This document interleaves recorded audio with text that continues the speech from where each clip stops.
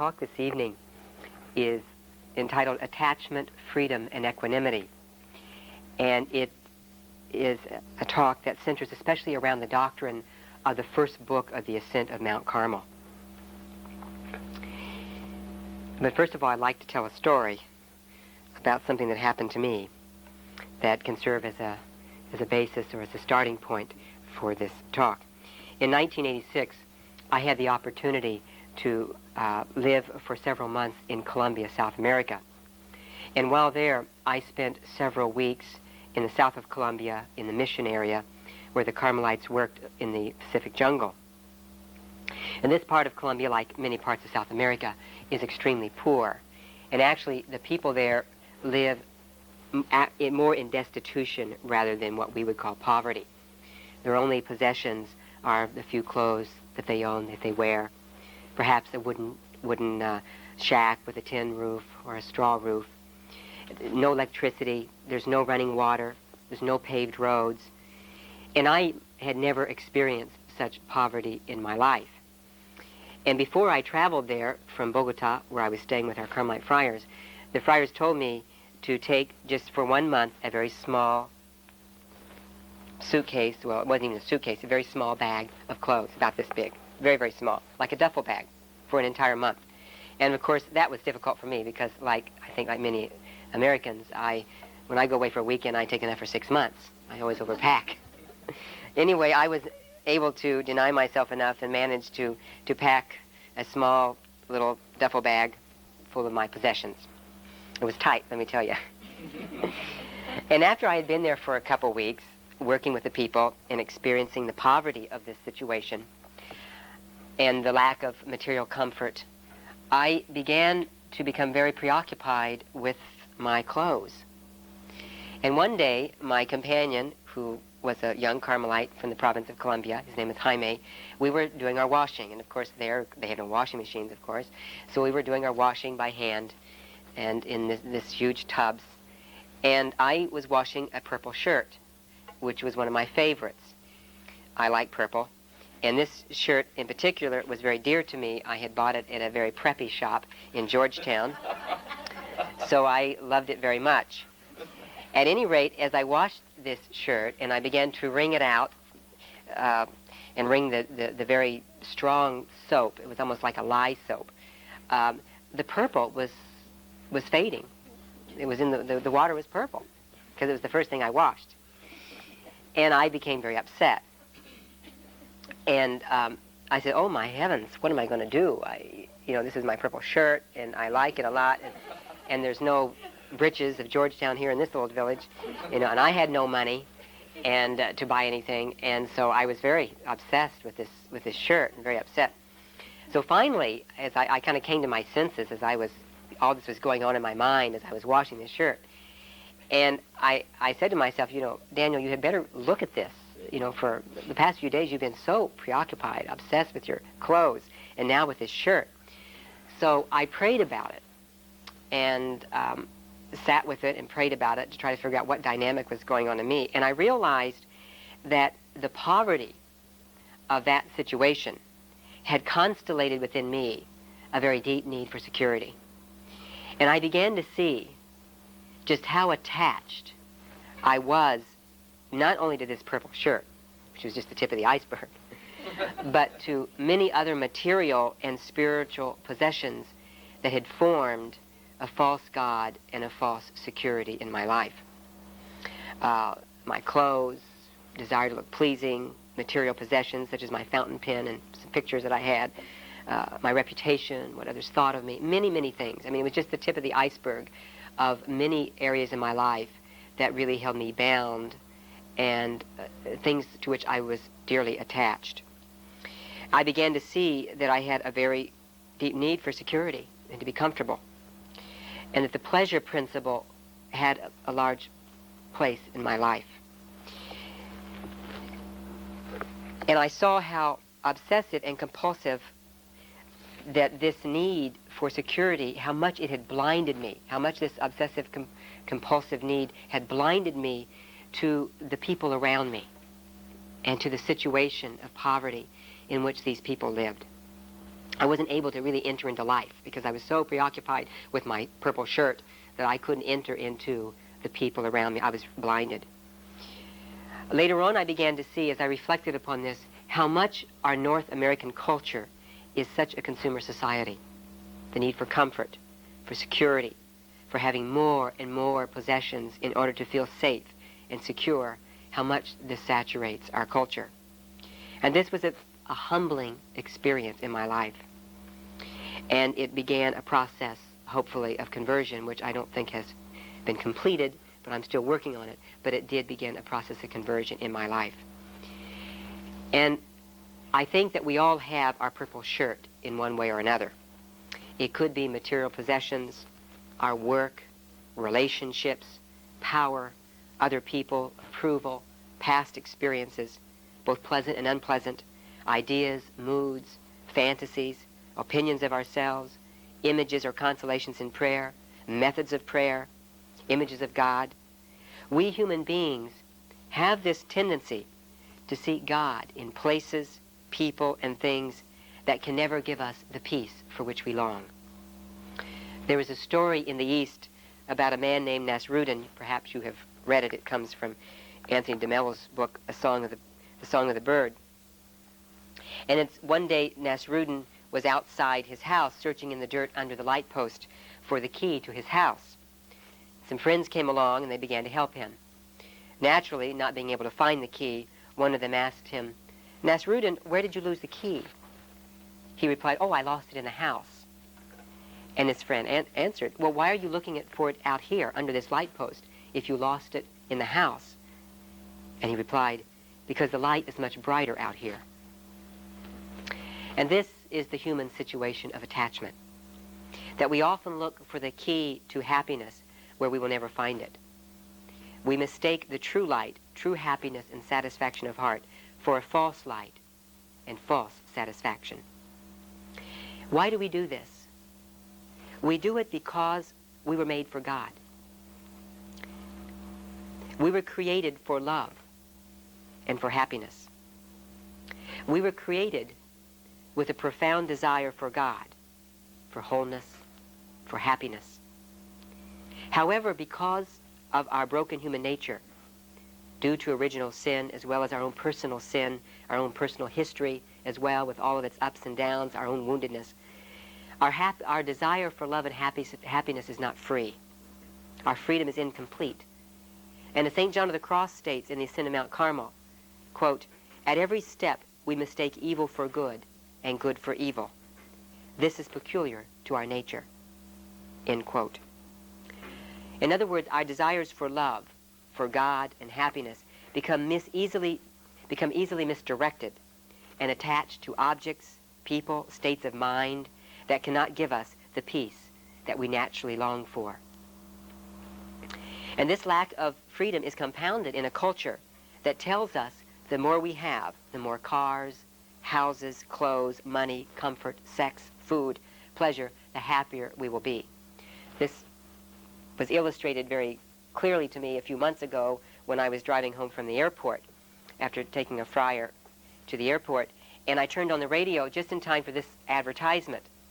The telephone rings. Some enthusiastic businessman answers the phone and says, "Rocco Builders." Some very beautiful young woman was at the other end. Her voice sounded very beautiful.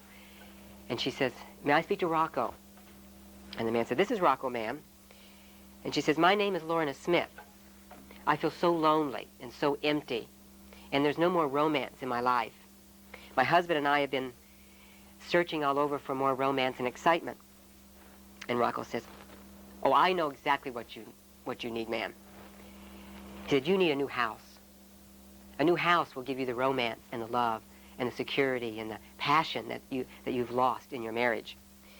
And she says, "Oh, Rocco, thank you so much." She said, "That's what we need, a new house. We've lived in this house for 20 years, and we need a new house. That's the problem."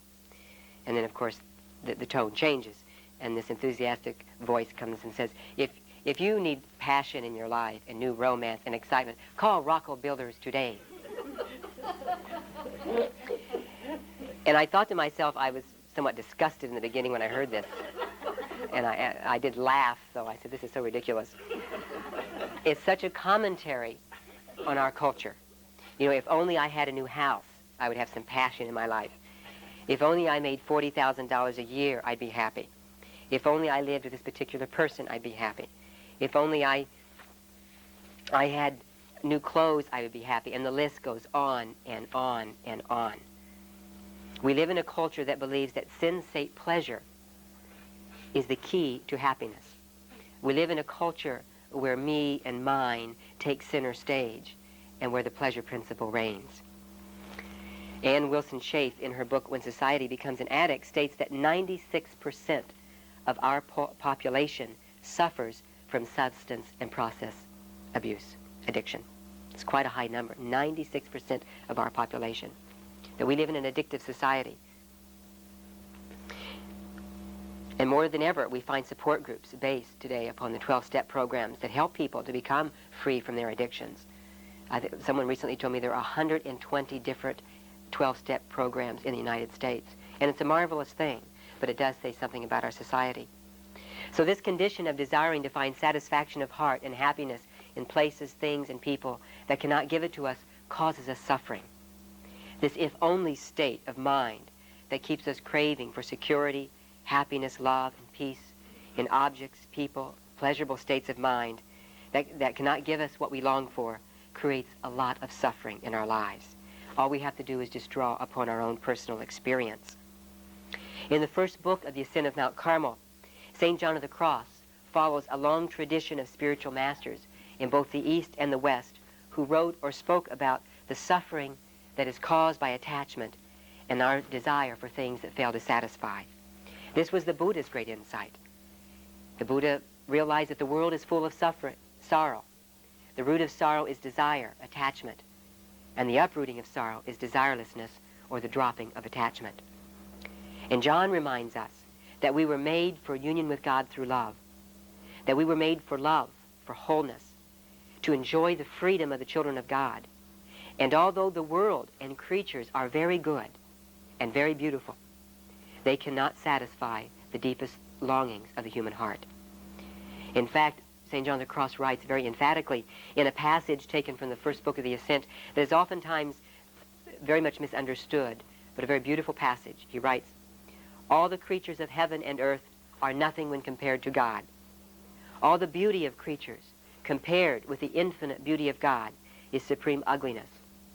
All the grace and elegance of creatures compared with God's grace is utter coarseness and crudity. All the delights and satisfactions of the will and the things of the world, in contrast to the delight that is God, are intense suffering.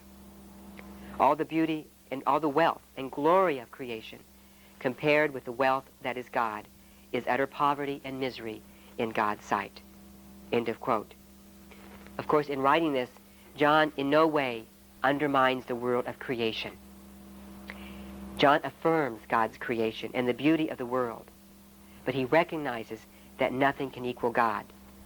That statement comes from the awareness of a man who peered into the infinite beauty and goodness of God. So John writes, "The fruit you will find in me," meaning God, "is better than gold and precious stones." And he maintains that what keeps us from experiencing the fullness of life and freedom and the Spirit of God is attachment to something less than God. He writes, quote, "The necessity of passing through this dark night, mortification of the appetites of pleasure in all things, for the attainment of the divine union with God, arises from the fact that all a person's attachments to creatures are pure darkness in God's sight. Clothed in these affections, a person will be incapable of the enlightenment and dominating fullness of God's pure and simple light unless they reject them." End of quote. John says that two contraries cannot exist in the same person, and what he is saying is no different than what Jesus said when he said you cannot serve both God and mammon. Darkness, attachment to something less than God, and light, which is God, are contraries and bear no likeness toward each other. In order to reach the union with God to which we are called, we have to cast aside the false gods, all our alien affections and attachments in our lives. And by this dark night of the senses, we must be purified of their residue. In other words, what John is saying, in order to reach union with God through love, we must be freed from the attachments, the inordinate desires and addictions that keep our desire for God enslaved and prevent us from receiving God's pure and simple light and from growing in deeper love of God and others. Now, when John speaks of detachment and the purification that is needed in this journey, he uses a terminology, as I have just read to you, such as appetites, attachments, inordinate desires, affections, and cravings. And these are virtually all synonymous. And it's important to keep in mind that when John writes about inordinate desires, appetites, and attachments, that he is not teaching that we must not have desires or appetites. That's impossible for us, because to desire is human. We all have desires and appetites. This is part of being a human being. If we had no desires, we would be dull and lifeless. We have desires for food, for clothing, for love and affection. And if we don't have these things, we would not be happy. John recognizes this, and he mentions about the fact that we have an appetite for God, and it's important to have an appetite for God. But he says that all these appetites are not equally detrimental. But what he is talking about and maintains is that it's the inordinate appetites and desires that get us in trouble. It's our disordered relationship. And that's what an attachment is for John of the Cross. It's a disordered relationship with some object outside ourselves, whether that object be a person, a thing, a mind state, a memory, a spiritual image, a consolation. It's a disordered relationship with that object, making that object the source of our happiness and our peace. Because in fact, it's God who must be first in our lives, not material possessions, clothes, unhealthy relationships. Do you see the difference? It's that disordered relationship that causes the trouble. Nor is John, when he talks about detachment, is he saying that creatures hinder our relationship with God. It's very important to keep this in mind, that creatures are not the problem. It's not the lack of things that cause us difficulties. John writes, "For we are not discussing the mere lack of things. This lack will not divest the soul if it craves for all these objects. Since the things of the world cannot enter the soul, they are not in themselves an encumbrance or harm to it. Rather, it is the will and appetites dwelling within it that causes the damage." Therefore, what John means, again, as I said, is this inordinate appetite or desire. It's the human heart that craves for something other than God. It's the human heart that uses God, material possessions, other things for its own selfish reasons. That's what hinders our freedom and growth in the love of God and others. It's when we relate to people, to substances, to material reality and God in selfish and disordered ways that we fail, that fail to satisfy us. That's where we go off, and that is what hinders us from our deeper union with God. And it's important for us to keep this in mind, because if not, St. John of the Cross can be understood in a very inhuman light. Gerald May, a few years ago, published a book entitled Addiction and Grace, and he looks at attachment in terms of addiction. And he writes that attachment is a process that enslaves desire and creates a state of addiction. And he maintains that the very process of addiction is the same as any attachment. An attachment, he writes, displaces and supplants God's love as the source and object of our deepest and truest desire. In this sense, it makes us idolaters, because it forces us to worship objects of attachments, and it prevents us from truly and freely loving God and others. And in that sense, I think we can say that attachment is really a religious problem. Carl Jung believed this, that our deepest desire is for God, and not being conscious of this, and for some other reason, we give our time and our energy to material possessions, drugs, alcohol, food, relationships, ideas, moods, in an inordinate and unhealthy way. And this limits our freedom and ability, as I said, to love God and others. And John tells us that Our inordinate appetites, our addictions, they disturb our basic relationship with God, with others, and with ourselves. That's because they're a disordered relationship, as I said. And he writes, "It is sad to consider the condition of the poor person in whom they dwell. How unhappy they are with themselves, how cold toward their neighbors, how sluggish and slothful in the things of God." End of quote. And I think if we reflect upon that, we can see how true that is. Just look at any home that has been plagued by alcoholism. How that disordered relationship with alcohol has caused so much suffering with the individual, with their spouses, their other family members, their children. And how addiction and attachments are the source of so much anger, hatred, bitterness, depression, jealousy, and envy that we experience in our world. And if we examine our personal experience, just reflect on our own, when we ourselves have struggled with an attachment or addiction or the desire for something that's consumed us, we can just see how painful and obsessive that suffering can cause us, that addiction can cause us. As I told you, my experience with my purple shirt is a good example, that my fear of losing that shirt became obsessive, and it blinded me to the poverty of the people around me, and it kept me focused on myself. I used to also be a smoker. I don't know if there's been any smokers in this room, but if you've ever were a smoker and you ran out of cigarettes at night, that's a perfect, simple example of how much suffering a compulsion can cause you. Or if you've ever been trying to control another person in a relationship, how your effort to try to make that person do what you want can cause so much suffering to yourself and that person.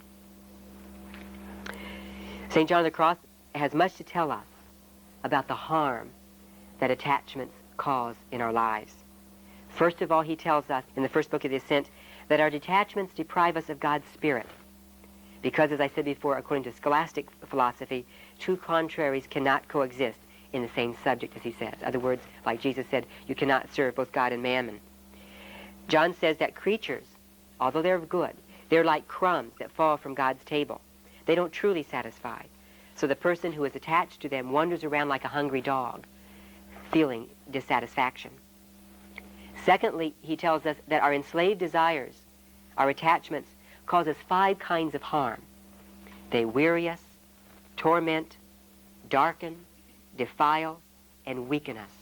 In enumerating these kinds of harm, he gives us some very graphic and powerful imagery of what it's like to be imprisoned by our inordinate desires. First of all, they weary us. They tire us. They give us a feeling of never being satisfied, of striving for something that never satisfies us, and we become tired and wearied. Or John says it's like he gives us the image of a whining child that is restless and hard to please, always whining for their mother, for this thing or that thing. Attachments also torment a person and afflict them. It is like the experience of being on a torture rack, where there is no relief until freed from the torment of being bound by the cords. And the greater the attachment, the greater the torment. Our addictions darken and blind us. They cloud our reason from seeing clearly. John says they're like vapor that makes the air murky and they hinder the bright sunshine. Or they're like a cloudy mirror that does not clearly reflect a person's countenance. John uses the symbol of a cataract on the eye. He says that until the cataract is removed, the cataract obstructs a vision. And I think with all these images, if we just think of our own experience, when we've really been attached or addicted to something, how it can blind us so much. And until it's gone, we can't see clearly. Attachments defile a person. And John tells us that to give way to our attachments is like handling pitch. It damages the soul. And finally, they weaken and make us tepid. They sap our strength for perseverance and the practice of virtue, from loving and serving God and others. Someone that I was working with one time had a sexual addiction that was very overpowering in this person's life. And I remember one time they told me, they said, this sexual addiction is absolutely killing me. It's wearing me out to a frazzle. I can't think of anything else. I don't have time to pray. I don't have time to do the important things in life because I just consumed with this. And it was like his life was being sapped from him. And I think that's what they do to us. As I said, our attachments cause us much suffering. And they keep us, as I said, from entering into the present moment because they keep us preoccupied with ourselves and prevent us from being present to what is. And because of this, they can cause us so much torment and affliction, because the mind is always wanting, always thirsting for more and more and more, and this causes us so much suffering. Well, what does John have to tell us about the way to freedom from our attachments, our addictions, our disordinate desires? John's symbol to describe the path toward union with God and liberation of the human heart from its attachments and disordered desires is the dark night of sense and spirit. Now, it's important for us, in speaking of the dark night, to realize that the dark night is a mystery of God's transforming love in a person's life. John defines the dark night in a negative sense as a deprival of the gratification of a person's appetites in all things. And he uses the night because just as night is a privation of light, there is no light, and thus all the objects that are made visible by light are not seen. So the emptying or the denying of those of inordinate desires that one becomes attached to, to persons, to states of mind, or like, it becomes like a night for them because they are also absent.